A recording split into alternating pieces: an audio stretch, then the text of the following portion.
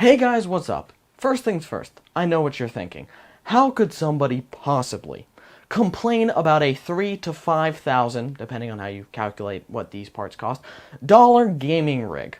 I have purple hair, and as people with purple hair typically tend to do, I'm going to complain about things that really don't matter. Except in this case, for me, since I paid so much money for this rig, it matters that the small things don't work. Now, I'm going to be honest, I just spent about 30 minutes of recording space and time, and battery, for that matter, recording the first part of this video, upgrading hard drives. That was really stupid, and it was a waste of time, and I've ruined it. So, first things first, I'm going to start off with the simplest thing, drives. This thing has 9 terabytes of internal hard drive space between 4 different drives. 2 3 terabytes, a 2 terabyte, and a 1 terabyte drive, equaling 9. It also has 2 external drives, a 2 terabyte and a 1 terabyte, totaling 12 terabytes of hard drive space on this rig. Now you're probably wondering why I need so much hard drive space.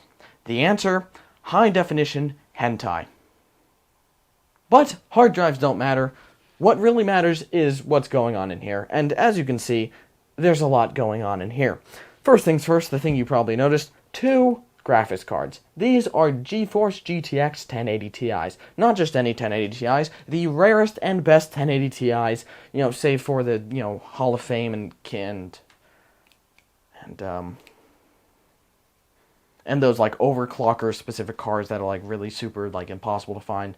The King, whatever his name is. His name slips my mind. I'm going to remember after the video. But the overclocker guy starts with King.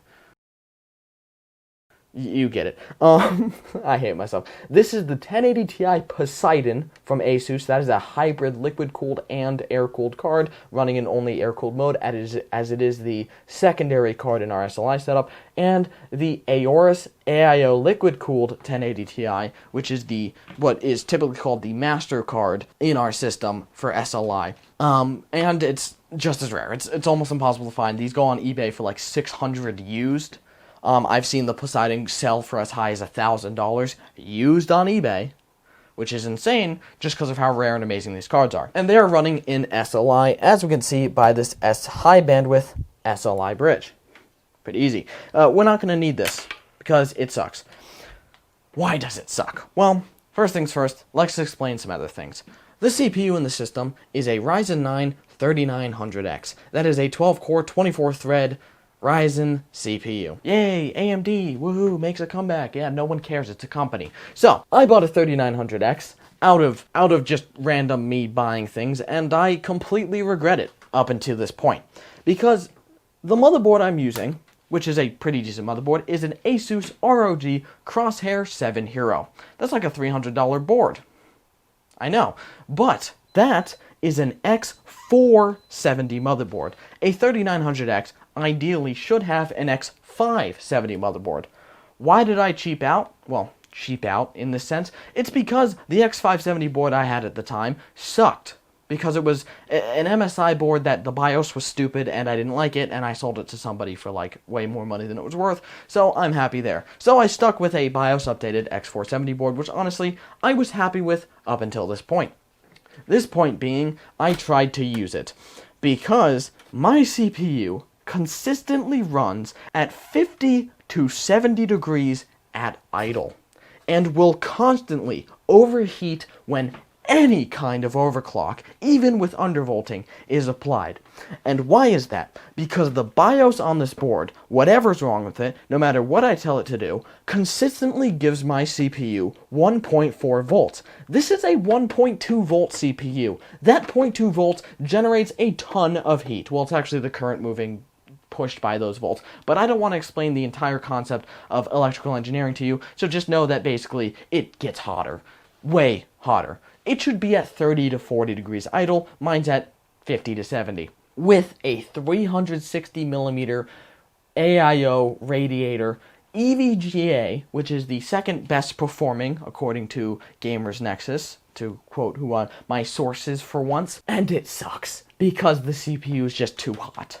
So, we need to fix a few things. First things first, BIOS update. Whatever we gotta do, it's got BIOS flashback. We gotta get a new BIOS on this board. I gotta somehow get it to take less. But one other thing we have to do.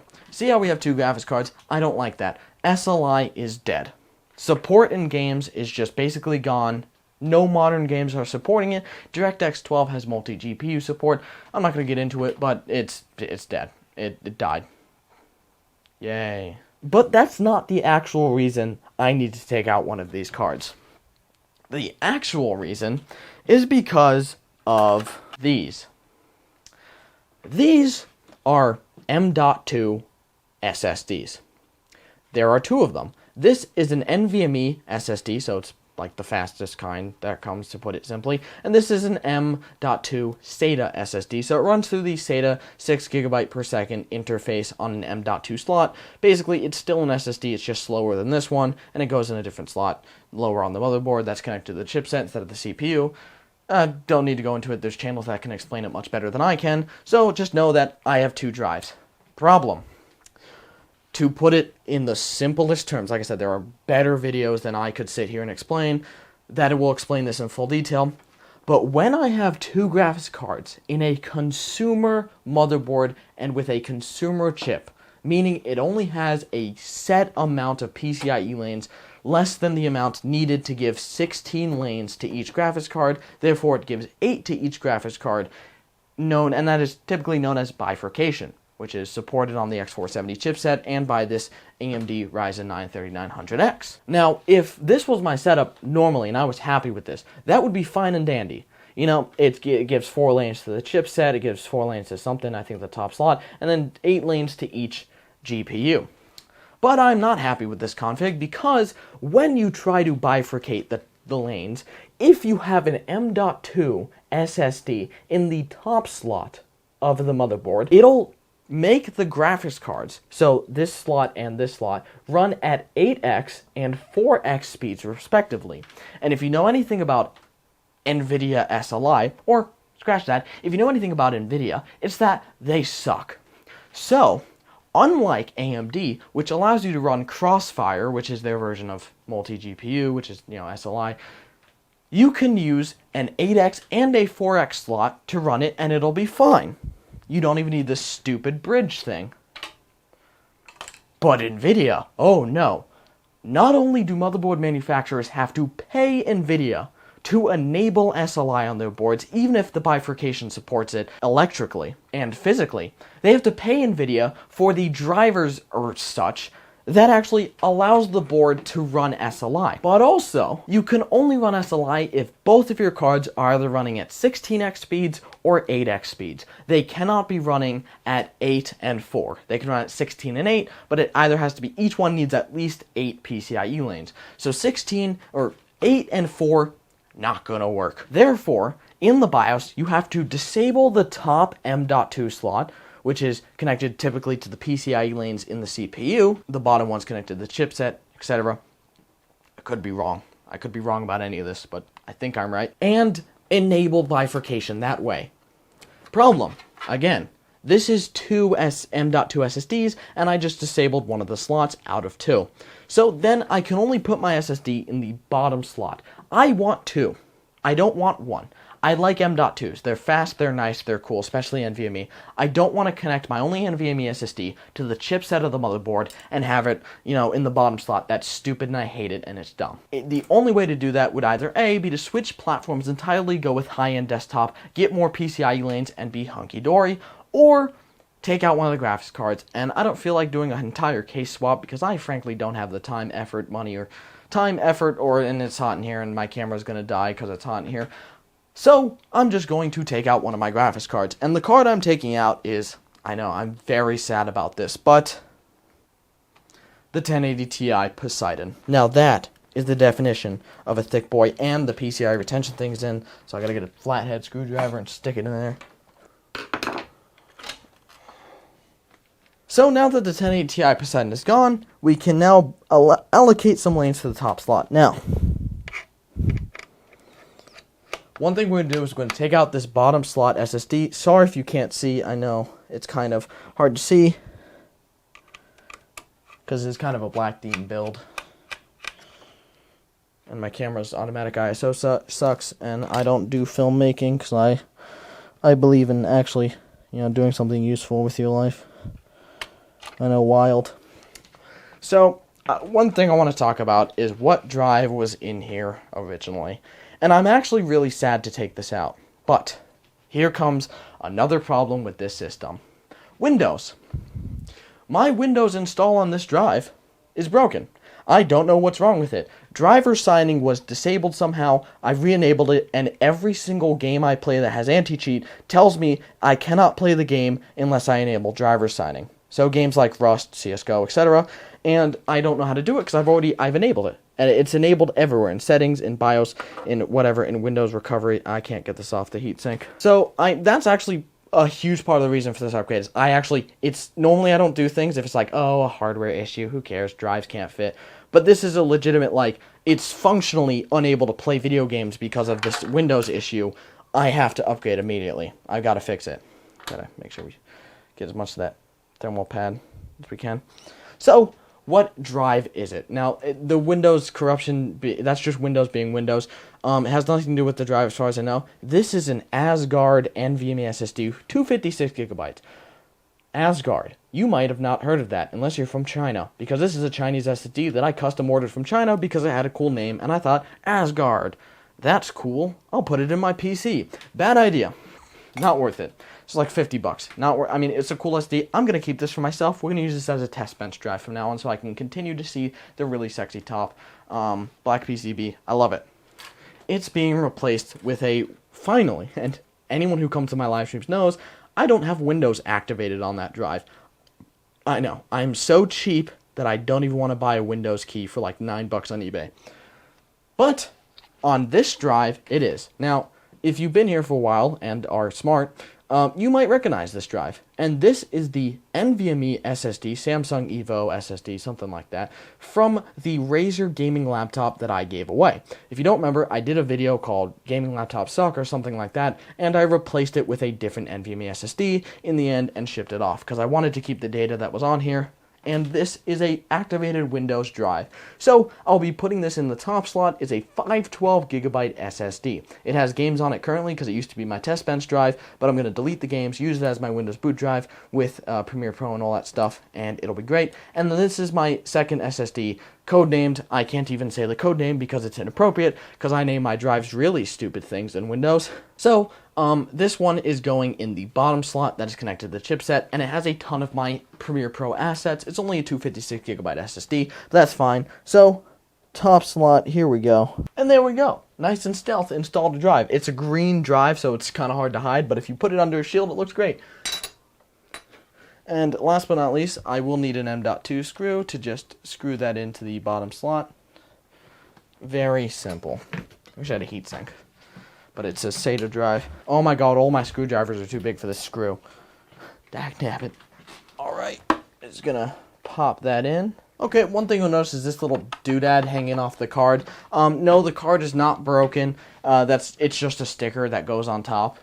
And it's starting to come off. I'll just glue it back on when I fully take apart this PC soon.